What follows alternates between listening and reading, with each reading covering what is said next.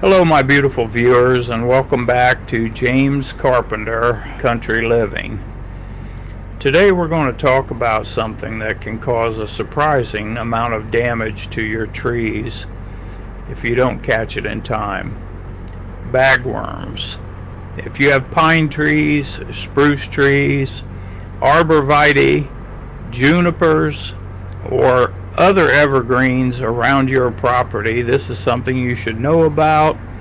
I've been dealing with bagworms on my property for years, and one of the ways I find them might surprise you. I look for them while I'm mowing. You folks know how much time I spend on a mower. When you're mowing the same property year after year, you get to know your trees. You notice when something doesn't look right. You notice a brown spot. You notice a branch that's getting thin. And sometimes you notice a little brown object hanging from a branch that looks like it belongs there. That's when I stop and take a closer look, because that little object might be a bagworm. And today I'm going to show you what I do when I find them. First, let's explain what we're dealing with. A bagworm isn't just that little brown bag you're seeing hanging from the tree. Inside that bag is, or was, a caterpillar. The caterpillar constructs its protective bag using silk along with pieces of whatever plant it's feeding on. That's one reason they're so easy to overlook. If the bagworm is living on a pine tree, it's incorporating pieces of that tree into its bag. So from a distance, it can look like nothing more than a little clump of dead needles. And that's pretty clever camouflage. As the caterpillar grows, the bag grows along with it. Eventually, that bag can grow to about 1.5 inches to 2 inches long. If you aren't specifically looking for them, you can walk right past them. I've probably done it myself plenty of times. Now, I call these pine tree bagworms because that's where I'm dealing with them on my property. But bagworms aren't limited to pine trees. They can feed on a large variety of trees and shrubs. Evergreens tend to be some of their favorite hosts. That includes things like pine, spruce, juniper, arborvitae, red cedar, and cypress. But don't think your other trees are automatically safe. Bagworms can also feed on deciduous trees, including maple, oak, locust, willow, elm, birch, and apple. So if you find bagworms on one type of tree, it's worth checking the trees and shrubs around it as well. Here's where these little guys become more than just an interesting insect. They're feeding on your tree. Young bagworms start by feeding on the foliage or needles, and as they grow, they consume more. With enough bagworms, you can start seeing thinning. You may see browning. On evergreens, you can see what is sometimes described as bronzing. And with a heavy infestation, bagworms can strip a substantial amount of foliage from a tree. That's especially concerning with evergreens. A deciduous tree can sometimes recover from losing leaves because it can produce new foliage. Evergreens can have a much harder time recovering after severe defoliation. That's why I don't wait until I have hundreds of these things hanging from a tree. When I see one, I remove it. I've been extracting bagworms from my trees for years. I don't have some fancy inspection system. I simply pay attention. You folks have watched me mow this property plenty of times. While I'm mowing, I'm looking around. I'm looking at the grass. I'm looking at the ground. I'm looking for branches that may have fallen. I'm looking at my equipment, and I'm looking at my trees. When I drive past these pine trees, I'm scanning them. You don't necessarily have to stop and inspect every single branch every time you mow. Just get into the habit of looking. Once you know what a bagworm looks like, you'll be surprised how quickly your eyes begin picking them out. I'll see something hanging there and think, wait a minute, that doesn't look right. I'll stop the mower, walk over and inspect it. Sometimes it's nothing, but sometimes it's exactly what I'm looking for, a bagworm. Now here's probably the biggest point I want to make in today's video. If you pull a bagworm off your tree, don't just throw the bag on the ground. You're removing it from the tree, but you haven't necessarily solved the problem. The eggs can overwinter inside those old bags, and a female bag can contain hundreds of eggs. When the weather warms the following spring, those eggs can hatch. The tiny larvae can then disperse, including by hanging from silk threads and being carried by the wind. So imagine this, you find a bagworm, you pull it off the tree, you throw it underneath the tree, you pat yourself on the back and say, well, I took care of that one. Maybe not. You may have just moved the next generation from the branch to the ground. That's why when I remove these bags, I want them destroyed or contained. I've used several methods over the years. I've collected them and sealed them in a container before putting them into the trash. I put diesel fuel in a cup and dropped the bagworms into it. I've even put them down the garbage disposal. I'm not saying those are the only methods you have to use, and I'm simply telling you what I've personally done over the years. The important part is that I don't pull them off the tree and then throw them back onto the property. If I'm taking them off, they're leaving the property or they're being destroyed. And in today's video, you're going to see me burn the ones I collect. As always, if you're burning anything outdoors, follow your local regulations and use good judgment about weather, wind, dry vegetation, and fire safety.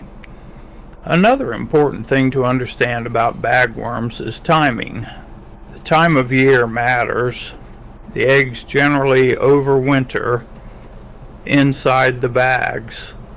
Then, in late spring and early summer, those eggs begin hatching. Those newly hatched bagworms are tiny.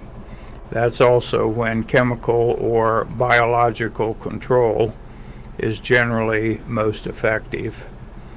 Products containing Bacillus thuringiensis, usually called BT or BTK, can be effective against young bagworm larvae. Spinosad is another option. The important word there is young. Once the caterpillar becomes larger and has that protective bag around it, control becomes more difficult. That's one reason early inspection is so important. By late summer, when you've got these larger bags hanging from the tree, physically removing them can be practical, especially when you have a manageable number and can reach them safely. I always read and follow the label if you're using any pesticide. This is where I think people can get fooled. Look at one of these. It's tiny compared with this tree. You might look at that and say, James, what's one little bagworm going to hurt? That's probably true if we're only talking about the amount that one caterpillar eats, but that's not how I look at it. I'm thinking about next year. A female's bag can contain hundreds of eggs, so I'm not necessarily looking at one future bagworm. I'm potentially looking at hundreds of eggs contained in one little package. Now imagine that you have 10 of those bags on a tree, and then imagine you don't notice them for another season. But you can see how a relatively small problem could become a much larger one. And that's why I believe prevention and inspection are worth the time. One of the nice things about maintaining your own property is that you're constantly inspecting it without really thinking about it. Every time I'm on the Toro Z Master mowing around these trees, I'm doing more than cutting grass. I'm looking at what's happening. Has a limb come down? Is something leaning? Do I have erosion? Do I see dead grass? Is a tree starting to turn brown? Do I have bagworms?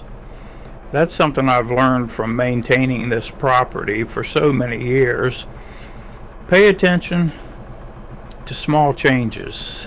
Problems usually don't start out big. A tree doesn't normally go from perfectly healthy to severely damaged overnight. There's often a warning. You just have to notice it, and these little bags are one of those warnings. Take another close look at one of these bags. Look at the material covering it. You can see why they're difficult to spot. They're using pieces of the plant they're eating.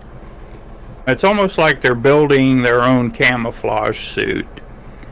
When the wind blows, that bag can move around with the branch. From 10 or 20 feet away, it may look like nothing more than a dead cluster of needles. But once you know what you're looking for, you'll begin recognizing that distinctive shape. And that's why I recommend occasionally walking around your evergreens and looking closely, especially if you've had bagworms before.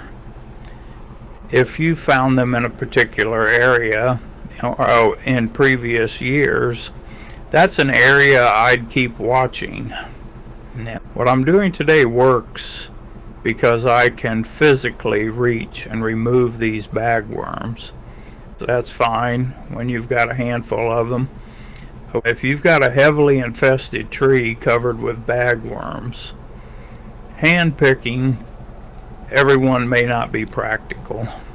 That's where identifying the problem early becomes even more important.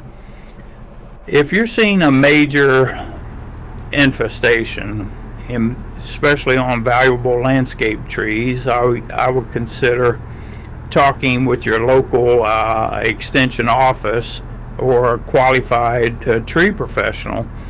You want to identify exactly what you're dealing with and determine the best treatment and timing for your particular situation. And remember, spraying later in the season won't necessarily give you the same results as treating very small, actively feeding larvae earlier in the year. Timing is important. Since I know I have bagworms on the property, I've already learned something for next year. I'll be watching these trees closely in late spring. May and June are important months. That's when you want to start looking for those tiny newly hatched larvae. They'll be much harder to see than these big bags I'm finding today. But that's the time when you have an opportunity to interrupt the cycle before they become large enough to do significant damage. So I'll keep doing what I've been doing. When I'm mowing, I'll look. When I'm walking around the property, I'll look. And when I find one of these bags, I'm going to remove it. Now we've collected the bagworms that I found. As I said earlier, I'm not going to throw these things on the ground. Today I'm going to burn them. That way I know these particular bags aren't going to sit around waiting for another generation to emerge. It doesn't take very long. The hard part isn't destroying them. The hard part is finding them. And that's why I wanted to make this video. Maybe somebody watching this has a pine tree or an arborvitae sitting in their front yard right now with these little bags hanging all over it. And maybe they've never noticed them. After watching today's video, you might walk outside and look at your trees a little differently. This is another one of those little lessons that comes with taking care of property. You don't have to know everything. I certainly don't. But after you've been doing something for enough years, you start learning what belongs and what doesn't. You learn what a healthy pine tree normally looks like. You learn how your grass normally grows. You learn where the water collects. You learn which areas dry first after a rain. And eventually, you learn that the funny looking little brown bag hanging from your pine tree may be something you need to remove. That's country living. You're always learning. And the property is usually the teacher. So my beautiful viewers, that's today's project. We found some bagworms on the pine trees, removed them, collected them, and destroyed them. The biggest things I hope you take away from this video are simple. Learn what a bagworm looks like. Check your evergreens regularly. If you find the bags and can safely reach them, remove them. And don't just pull them off and throw them underneath the tree. Those bags can contain the next generation. I'll keep watching these trees as I have for years, and I'll be watching them especially next spring when the new bagworms begin to hatch. If you've ever dealt with bagworms, let me know down in the comments. How bad did they get? What kind of tree did you find them on? And what did you do to get rid of them? I always enjoy reading about what my viewers have experienced, because sometimes the best information comes from people who have been dealing with the same problem for years. If you enjoyed today's video, give me a thumbs up. If you're new here, consider subscribing to James Carpenter, Country Living. We've always got another project around the corner. And until next time, my beautiful viewers, take care of yourselves, take care of your property, and I'll see you in the next video.